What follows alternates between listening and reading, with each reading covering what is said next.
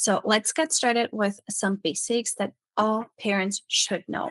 The basics about sleep training is: when is the perfect age to start? How can you get started? Is it ever too late?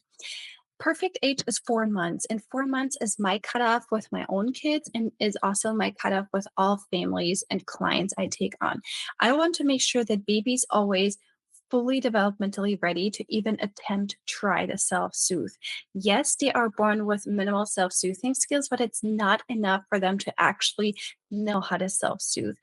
Fully being able to co-regulate themselves, self-regulate, is until, doesn't even kick in past 4 years, which means even if you have a kid that's older than 12 months or one and a half, or, a toddler like I do, like plus 2 years, they still need a lot of co-regulation. And the same thing happens to infants and especially newborns. They have like no self-regulation. They absolutely need us. And that's why I also did not work on any sleep training with Josie before she was even 4 months old. I had a lot of things that I could do to set some healthy foundations, but that still included my parental help. But in Instagram, I have a little topic called Newborn Highlight. That's where I have a lot of techniques how you can put baby down and have them stay down successfully without them, waking up in literally 30 seconds and start the whole process again, and using minimal help to get them to sleep. So not the full on rocking nursing to sleep, but keep in mind, because we're still assisting, it's first of all necessary. And second, it takes a lot of time. They're so brand new.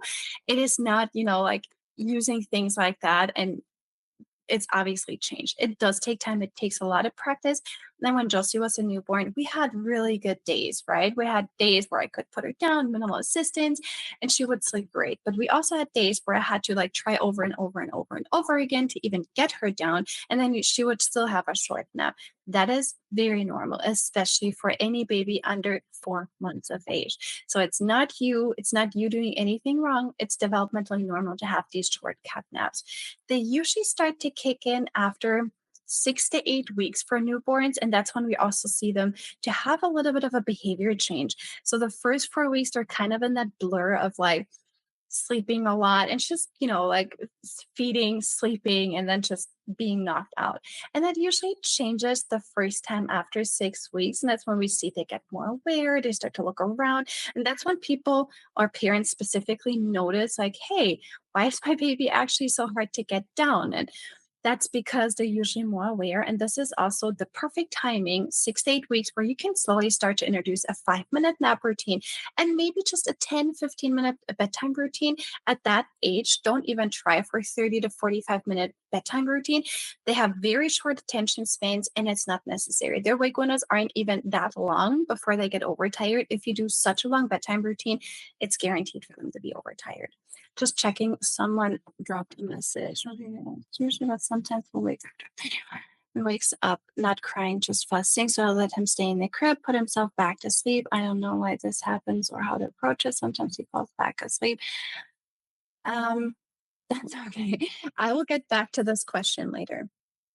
And don't feel sorry about asking a question.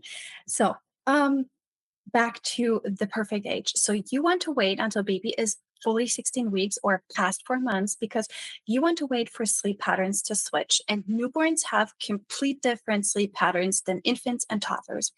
Newborns spend 50% of their total sleep in REM sleep, so in deep sleep. That's when we see they dream, we see them smile, we see them make those, I usually like to say piggy noises because they sound so cute. It's like a and you see them move a little bit and just see how they actively dream. They spend 50% in that sleep stage, in the REM sleep stage, which means it's so hard to wake them up. But that changes very quickly once they enter 12 to 16 weeks. And that's the whole sleep regression, but we'll get there later. So we wait for them to switch sleep patterns. We also wait for your baby to be able to find their hands and have better gross motor skills. They do find their hands anywhere between, and that just also depends on the gender sometimes. Boys tend to be a little quicker than girls, and also obviously because every child goes on their own timeline. There's never a set thing for anything, so keep that in mind.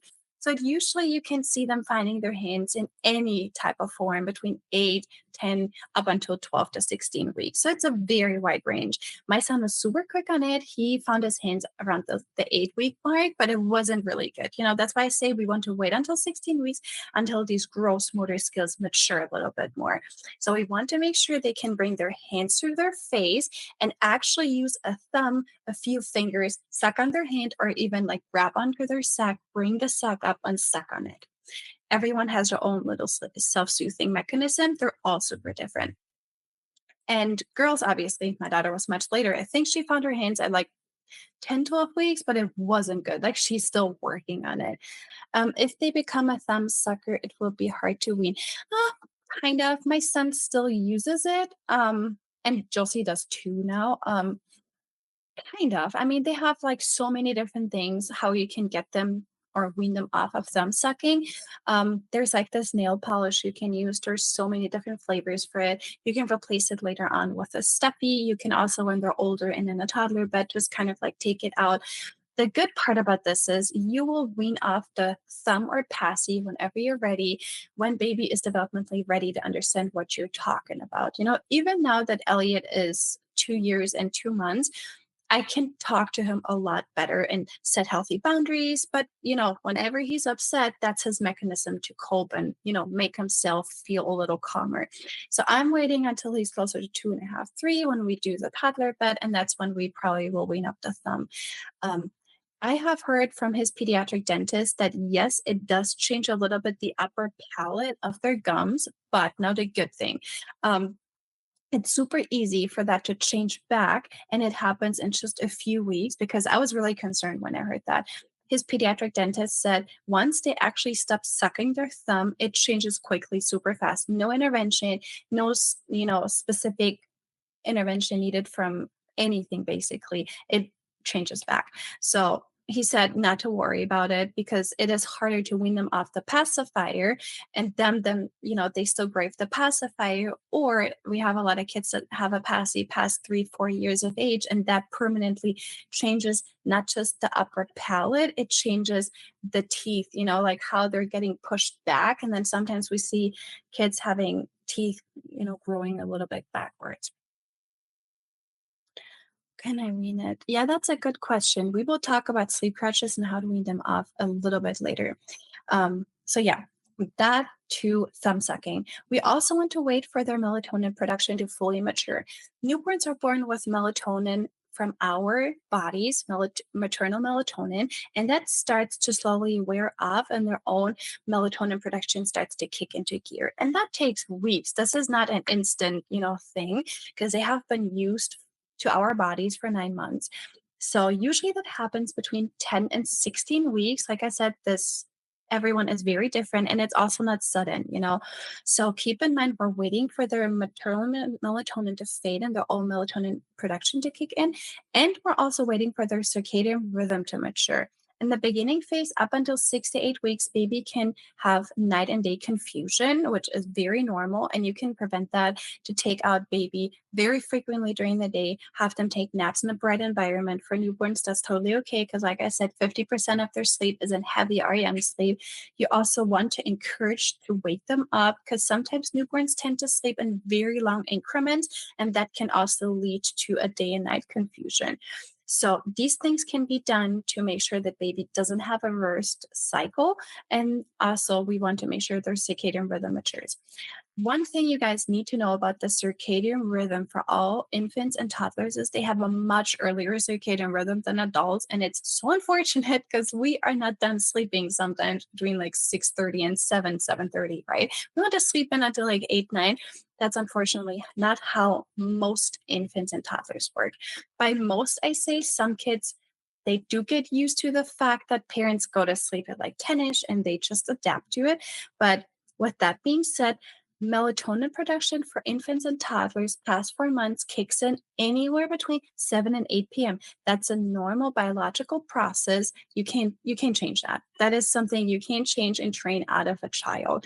So with that being said, because our bodies kind of follow a 12-hour wake period and a 12-hour sleep period, they're probably waking between 6:30, 7:30ish. That is just normal.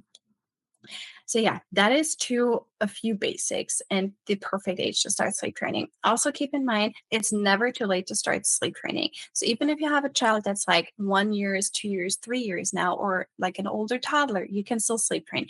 It is a different process. You have to use a complete different approach because now you have an older child. They have a lot of physical and emotional development going on in different aspects than an infant.